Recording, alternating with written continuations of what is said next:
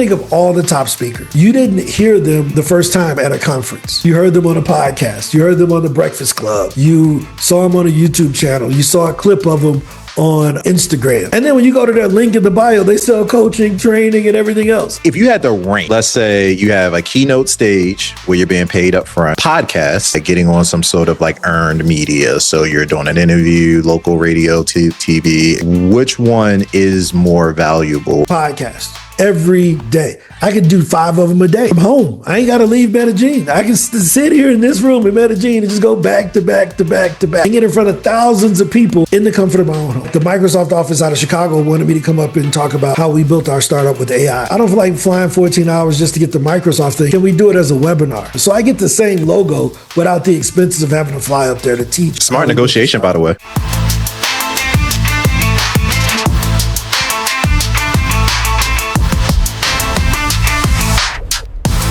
Welcome to Free Speaker Game. I would love to capture some of the historical context around speaking just from your perspective. Let's say over the last 10 years. Catch us up. Like in 2026, what is the world of speaking like compared to 5-10 years ago? So I can't go back 10 years because I wasn't involved 10 years ago, right? My exposure to speaking came from by accident. I was doing software consulting on sales. And someone asked me, hey, I see you get all these sales meetings. Can you get me meetings with event planners? And I'm like, I can't get you the speaking gig, but I can get you the conversation. And so we started doing cold outreach to event planners. And that was my first entry into the speaking world. And what I realized back then, nobody was doing outreach. Outreach was a foreign thing, right? You sending emails to people, where do you even get the emails from? And I realized that the tech industry was a bit ahead of everybody else regarding what we now call cold email. People knew what cold calling was, calling strangers, but nobody knew about emailing strangers or having systems to do it. And I think that the speaker back then, it was new. Nowadays, it's common for people to know about it, but they don't want to do it. So, and partially is because the world has changed. I always say Airbnb killed the public speaking industry. How so?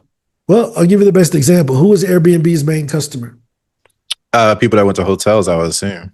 Yeah, families who went to hotels. Mm-hmm. Well, the family that would normally stay at a hotel, they're not staying at a hotel anymore. So the only people that hotels had left were the conference goers, right? You can't host a 600-person conference at an Airbnb. Cannot. Don't try it. You will get fined heavily. Yeah. The homeowners association is going to call the police and everybody's going to be escorted out of their neighborhood, right? Yes. But at a hotel, they used to give the banquet room and all the audio and video away, like the equipment away, to incentivize you to do your thing there because they know all 600 of your people going to buy hotel rooms. Absolutely. They said, you got the ballroom, we'll give you this, coffee, blah, blah, blah. Yep. And then every once in a while, if you was a really big conference, they tossed in lunch because they wanted to beat you going to another place. And they got those room nights taken care of. Exactly. Yeah, they wanted you to get your people to stay there. Airbnb killed that. Killed the giving away of the free rooms part because now the hotel, their main customer shifted from the mom and pop that was staying that one night or staying as one room, and it shifted to how do we monetize these rooms we're giving away for free, which is the ballroom, the audio visual, all of those things. So rooms that used to be free are now $5,000 to $10,000 a day to rent those ballrooms. Well, where do you think they took that from? The speakers. We still gonna have our event. We just not gonna pay speakers. And then because the money got to come from somewhere. I think a lot of times people just see events and just assume that events are replete with money, but events are very constrained activities.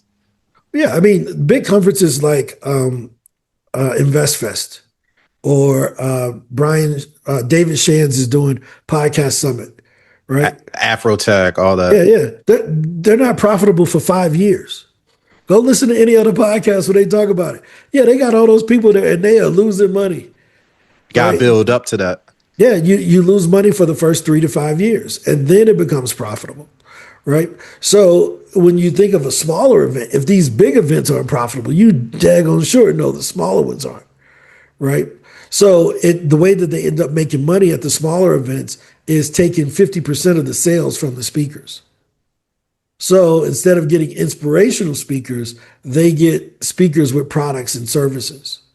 And people who can put butts in seats. Yeah, even if they can't put butts in the seats, you better be able to know how to sell. You're talking about getting a percentage of what's they sold take from the half of stage. it. Yeah, exactly. Look at 10X conference that Grant Cardone did, and Russell Brunson. I think he sold $5 million from the stage. Right, the 10X conferences. the 10X conference from like 2020. Not TEDx for people that are listening. 10X, Yeah, 10, like the number 10. 10X. Yeah. And Russell was saying he has the highest paid single speaking gig in history. He got $3 million from that, which means they sold $6 million because he had to give half of it to 10X. Yep. Right. So that's Crazy. the new model. It's just a smaller version. And it's hard to pay for inspiration nowadays. It's hard to pay for motivation. So you find the people who are making the higher checks, they're speaking for corporate. And the reason why corporate's willing to pay is because they don't want you selling your course to their employees. So they're really paying you not to sell, right? Yeah, they were like, "Hey, we're controlling what's flowing into our folks," and it's like renting. It's basically tantamount to hiring like a musical performance. It's like, "Hey, come in, do your thing, and then if we need you again, we'll call you." Yeah, exactly. I mean, it's just like that. The keynote business is just like being an artist, right? But here's the thing. Beyonce, when you go to her concert, she has merch, right? Beyonce is probably leaving tens of millions of dollars on the line because she doesn't have an AI singing coach. Imagine if she created a thing that taught you how to sing her songs, and it was kind of like Guitar Hero, but it was Beyonce singing. Well, Right? I'm sure Beyonce's watching this. If you'd like to have a conversation with Ron, please email me, and then I'll broker it. And of course, happy to do that for about 40%. I got you, bro. Yeah, I know she watching, man. I know she watching. y'all cousins, man. I mean, you and Blue Matthew, Ivy, somebody cousins. in the circle, Salon, one of them, somebody's gonna see it. If not, tag them so to make sure. But you see what I mean? If she had some other things to sell other than merch and CDs, That's she would brilliant. make You even can more. monetize. Yeah. Yeah, she could make even more. And I think that a lot of speakers miss out on that because all they have is their inspirational talk. Can I ask you a question on that though? Oh, yeah. From your perspective, then, so that first of all, that's great context. So we learned about Airbnb kind of triggered this change in the business model in which events are already done. From your perspective, because you work with a lot of entrepreneurs who in SpeakerHub who are like consultants, or maybe they have like a tax business, or like they're not maybe speakers, but they are also entrepreneurs who speak as a strategy. SpeakerHub, you get connected to podcasts, conferences, media. So is it different for that group, or even like the corporate professional? Like, does it require different activities? Or when we say the word speaker in 2026, like how does that break down from you all's perspective? Well, I mean, there's different levels, just like with anything. I can go to the gym and play basketball, but I'm not a professional basketball player. Facts. Right? I mean, so there's different levels, right? I'm talking about myself. Yeah. But there are also different ways to monetize basketball, right? There's a $1 million amateur basketball tournament that comes on ESPN every summer where the winning team gets $1 million, right? It's been on for the last 6 years, every summer. It's like high school or like college? No, it can be any age. You just can't be pro. Oh, okay. Right. And they play in the summer. It's a single elimination tournament. Put together your team. Winner get $1 million. They just get $1 million of cash. That's crazy. I did not know that. 100%. Right. Wow. Now, the great thing about that is that nobody is saying, man, that sucks. Those 5 guys got to split $1 million for playing that tournament. They didn't give LeBron James money, but they got $200,000 apiece. I would not be mad at all. Right. That's a good summer. Yeah, there's different games, right? There's different ways to monetize speaking. And what I found is that the people who are keynoters, who are really good at it, they realize how much money they leave on the table, and then they start becoming what we call a strategic speaker. If you think of all the top speakers, right? You didn't hear them the first time at a conference. You heard them on a podcast. You heard them on the Breakfast Club. You saw them on a YouTube channel. You saw a clip of them on Instagram. And then when you go to their link in the bio, they sell coaching, training, and everything else. So they have this, even the coaches that coach speaking. Oh, you should be a keynote, but yet they're doing strategic speaking, selling you their course and their training. Les Brown is great. I had a great conversation with him yesterday. You know what he still sells? Masterminds. He'll help you write a book. He will coach you on how to be better on stage and give a more authentic story. Strategic speaking. Yeah, but he will still go do a keynote for Microsoft if they wanted him. Absolutely. Right? So you're going to live in both worlds, but you have to understand how you're getting into that world, if that makes sense. The attraction of the keynote speech is the lump sum up front. But they don't make and I think like the keynote almost feels like a notch on the belt, like a like an ego piece too. Like, hey, I was the keynote for, you know, X, Y, and Z Fortune 500 company, carry some cachet. That's the word I was thinking of. 100%. And it always, you can tell a keynote speaker from a strategic speaker. It is one basic sentence that every keynote speaker says. They want me to speak. You know that's a keynoter at that point, right? The person who's speaking to sell, they're like, man, I want to speak there. Like, because they like, if I get in front of that audience, I know I'm going to make some money. I'm going to get some consulting clients. I'm going to be able to close some deals. They're going to buy my courses and trainings. They're going to bring me in for these other things. They're like, I want to speak versus they want me to speak. So let me ask you. Keynoters used to being chosen is what I'm saying. That makes sense. So you could tell right away. It's like it's like in poker. It's like, oh, I see what you're doing. How does it if you had to rank like the value of stage? I don't know if you know if it's not, it might be different for each speaker, but let's say you have a keynote stage where you're being paid up front. To your point, you have kind of like panels or workshops that you could do. So like, let's just call it secondary conference speaking. So anything other than a keynote, panelists, workshop, etc. Podcasts. So, you know, whether video or what have you, but some sort of podcast. And then,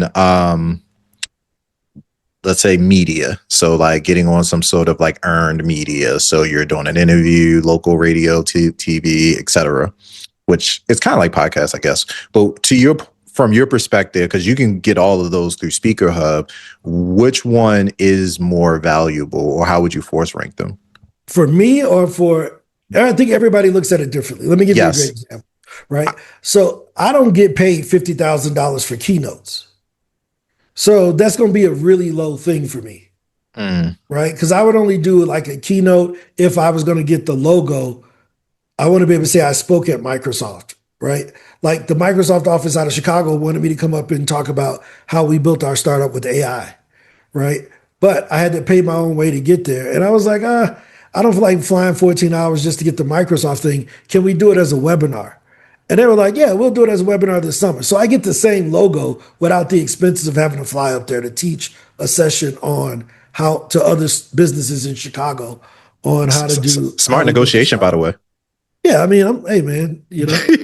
Yeah, I know you're not new to this, true to this, but that was cool. Yeah. So from a keynote's perspective, if you don't make a lot of money keynoting really isn't that valuable because you're competing with everybody. That is like the thing that everybody wants. I want the keynote at this conference. But let's say that conference has 1,000 people, right? That's cool. But I would rather go on BSN podcast than speak at a conference with 1,000 people. Because I know Brian got 22,000 members that's going to see this conversation. That's true. It's kind of like I put up a reel and it'll get 1,000 views in 10 minutes. So like you know what I mean? Yeah. And it lives forever on the internet. So the people don't have to be in the room to hear what I gotta say. right? I can't run ads to my talk at Microsoft. When that video come out on YouTube or this video comes out on YouTube, I can go right into Google Ads Manager and run ads to get it in front of more people so that they know who I am and what I talk about. Mm.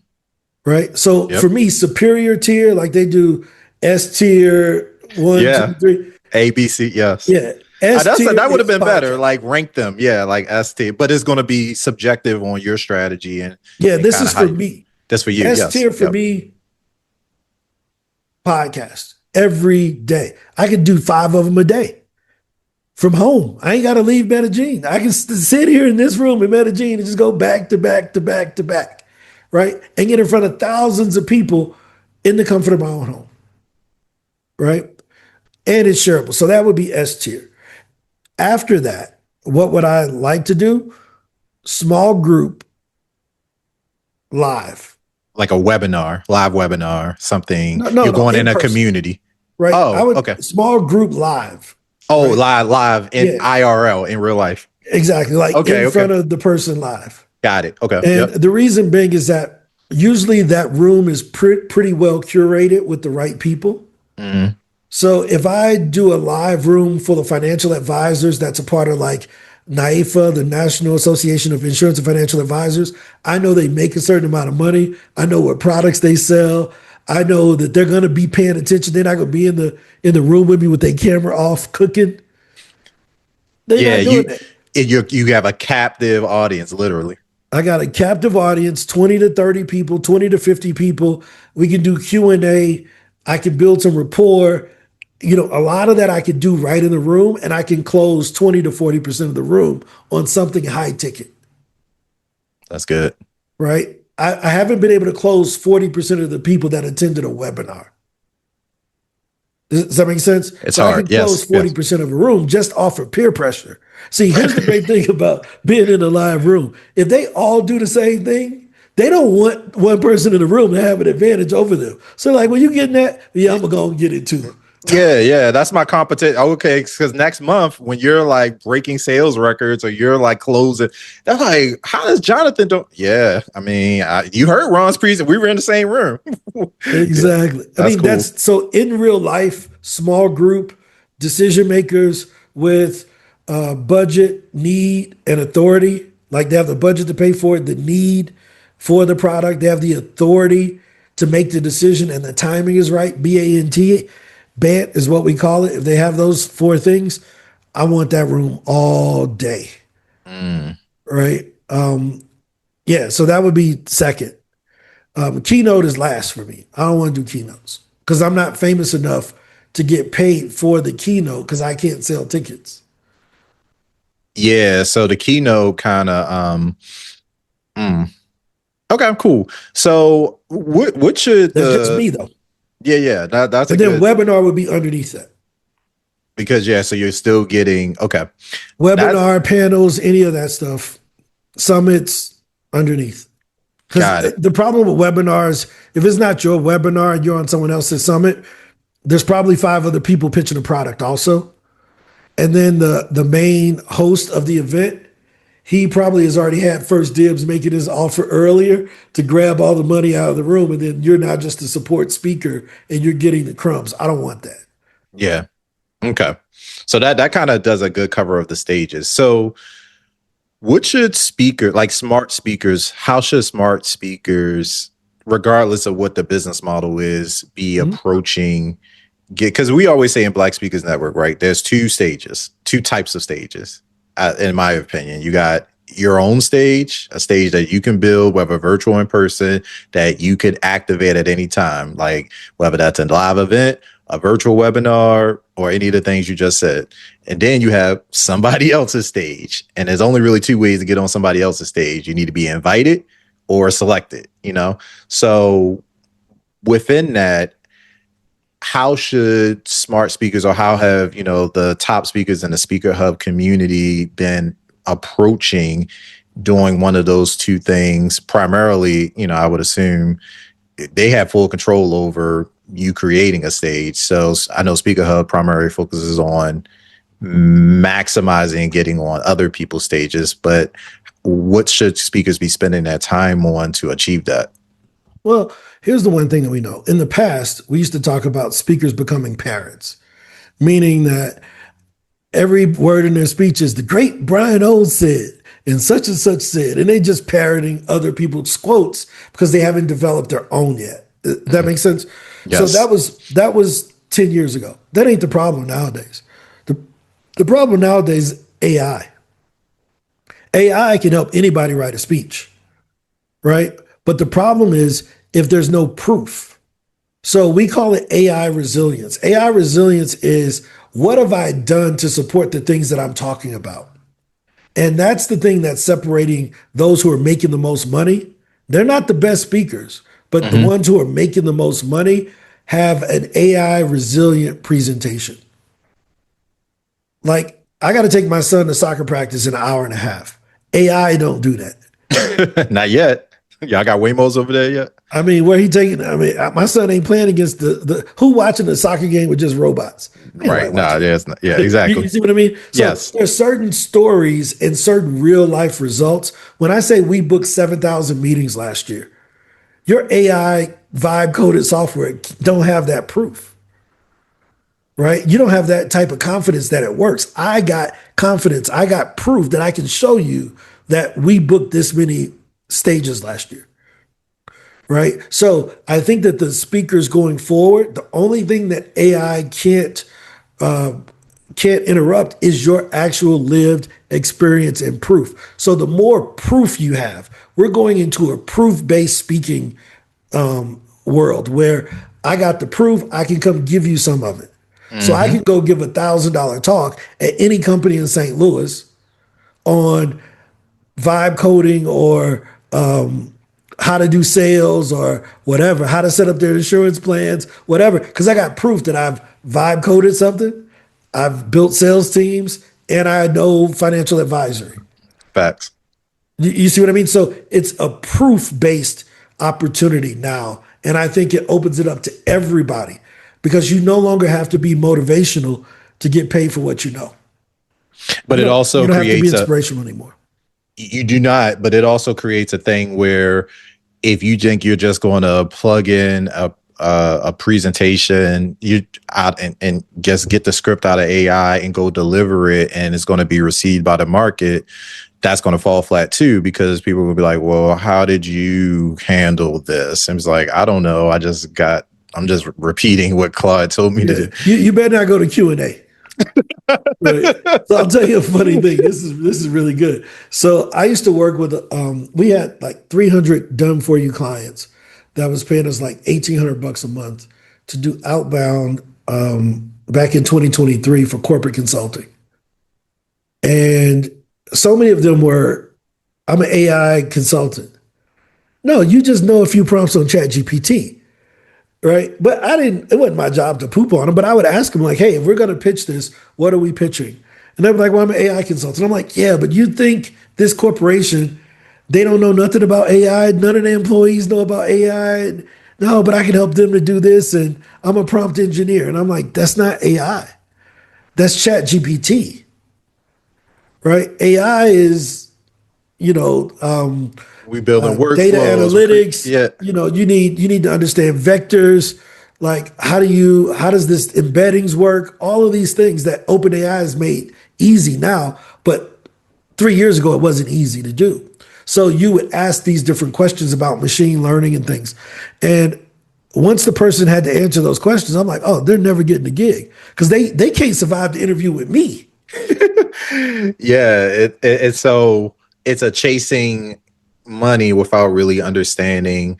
Like you just could see dollar signs and think, okay, I just want to go after this. Or, somebody online told you like, and I see those ads too. They're like, yeah, did you know you could become like, there are thousands of companies right now that have no idea how to, do digital marketing or whatever. And you just go in. It's like, yeah, here's the thing. Here's what I know. Let me tell you something, Brian. And ask your speaker coach this.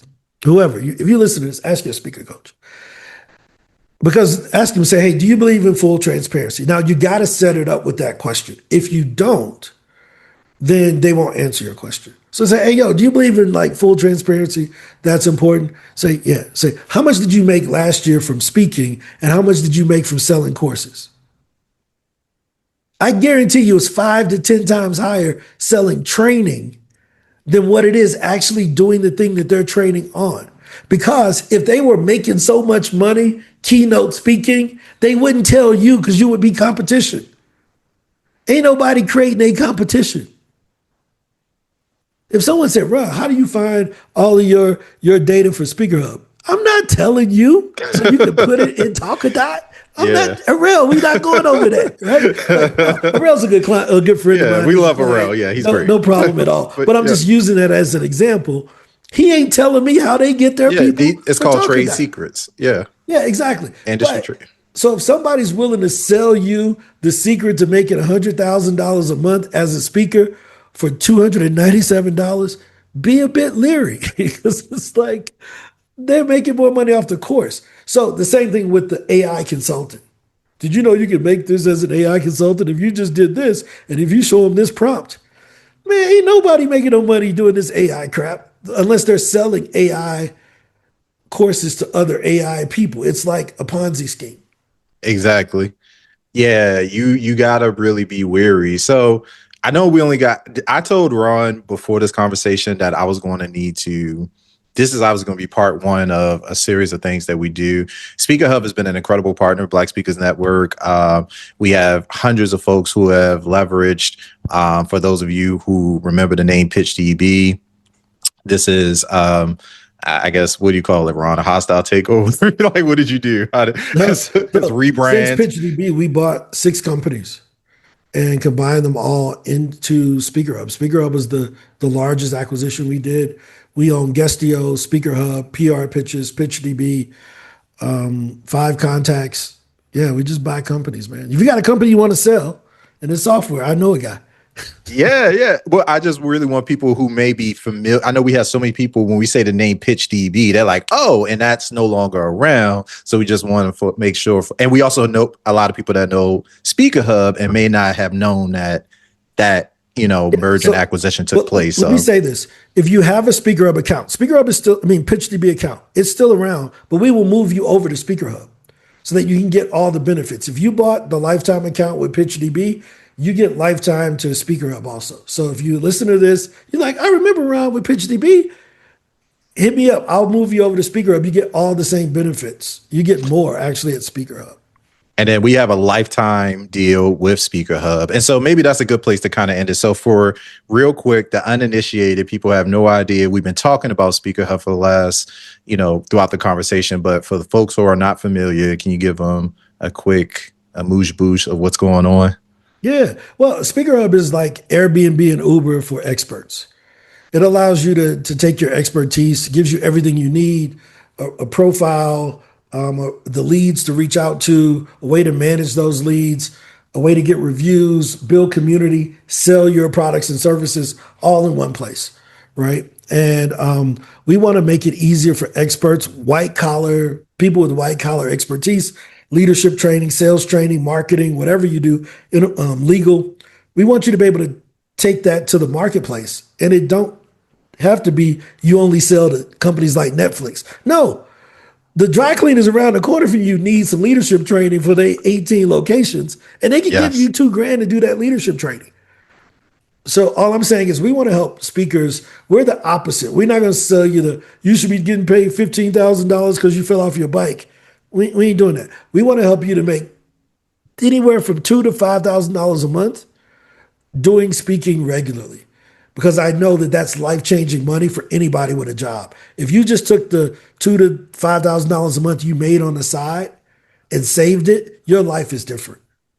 Right. And I'm sure there are a lot of people that see the writing on the wall right now. So there are people who are right now in corporate America or working, sales, HR, corporate functions, et cetera, may have 5, 10, 15, 20 or 25 plus years of experience. You're seeing people leverage SpeakerHub to be able to essentially take advantage of their expertise, package it into programs, and be able to monetize it even while they are still potentially still working in a full-time corporate career. Is that right? Well, I mean, the majority of our people who get the most results are retirees. Okay. They spend 25 years in the school district. They go back and now they're consulting to the school district. They spend 25 years in healthcare. Now they're doing healthcare consulting, right? Because they didn't throw that expertise away to become a life coach, right? Well, I'm a professional grandma now. No, nobody care about that, Susan. You need to go back and make this extra $3,000 and help that Social Security check, right? Yes. So that's who's been successful because they realized they didn't have to throw away the expertise they already had. But we work with a lot of the younger people. They love to do it too, but it's hard for them to get them to believe that somebody would pay them for what they know. Yeah, the higher you go up, I experienced this in my career. My short little 11-year corporate tour of duty, but I got an opportunity to work with executives at different levels. And one of the things I realized kind of in that first 5 to 10 years, you're still kind of proving yourself a little bit. And then when you get to like middle manager, like your director, vice, kind of like getting ready for C-suite, but not quite there yet, there's still a lot of you have led teams, you figured out how to, you probably ship product, you've hired people, you fired people, and so now you feel more comfortable going into spaces. But by the time you reach kind of, and this isn't just about role, because you could be in an organization at any level and still have deep technical or tacit professional knowledge, but typically kind of after that 15-20 year point, you now are feeling like, yeah, nobody can sell you, nobody can tell you, your stuff, like nobody's gonna kind of be able to tell you what's valuable. You start to develop your own kind of expertise, and which is a combination of your belief and your personal experience mixed with the results that you've seen. Yeah, that's AI resilience. What you just described as being AI resilient. Because that's AI resilience. Yeah, because it's the skills that AI can't replicate. You know what was happening when you led that team. I've seen it all the time. I'm a leadership speaker. Okay, and I ask because I meet with everybody. So where have you led? How big of a team have you led? Well, no, I mean, I just hated the way that leadership treated me. So I figured I'm like, boy, you're going to have a hard time. Hard time. You're going to have a hard time. I'm like, you can lead the blind, but anybody who's ever led before, they're going to sniff you out right from the beginning. And you're better off talking about something else that you actually know. You were a great marketer. Go and teach marketing. You don't have to teach leadership because your manager didn't promote you to the next marketing manager. But you know some things about marketing that nobody can take away from you. You got results and trophies and awards and stickers and numbers that you can show from a marketing standpoint that AI can't show. So that's really what we're helping people to build at SpeakerHub, which is how about we market with truth for the first time? How about we go forward and tell you, man, you know what? You got a great skill. And all you need to do is go talk to people who value that skill. You don't have to lie. You don't have to show the Lambo outside or, your Airbnb that you rented and you're trying to look like you balling. Real ballers know if you balling or not, okay? we know if you balling. So you ain't going to fool us. We just going to not trust you. So that's really what we're trying to help people of all ages have the confidence to do, which is to become AI resilient, because you're going to need it. In the next 5 years, you're going to need it. So you better get started now. Yeah, this is not a wait and see. This is like a wait and you'll see. Like I think like that. Wait and you'll see. I mean, let's be real. Ron, I know we got to get you out of here, man. Thank you so much. For folks that are interested in learning more, first of all, you can create a profile for free on SpeakerHub. We got the exclusive BSN lifetime link. Is the only place you can get that deal. So if you want to start your SpeakerHub journey, I invite you to click the link, comments below, and we will make sure that you get set up. And I know Ron is always open to jumping on a call with folks. If once you become into the SpeakerHub community, if you got questions, trying to figure out how the tool works, how to optimize it for your own business model. You still doing a one-on-one calls occasionally, Ron? We do a daily call every day. We've done it every single day since October 28th of 2024. It's usually minimum an hour. There's probably 30 to 40 speakers that hop on every day from around the world. And those are the ones who are winning. They make more money than any of our other speakers because they're listening, implementing, and they're just rolling, right? Yeah, I love that because I want to point that out for that reason, and also, Ron, you are one of the most accessible people in business. Like I think I heard Kevin O'Leary one time talk about having two cell phones, and one was for personal and one was business. And he was like, his friends and family has the personal one, and the business one he just gives out to everybody. He's like, call me on this number anytime. Like, and he's like, it barely rings.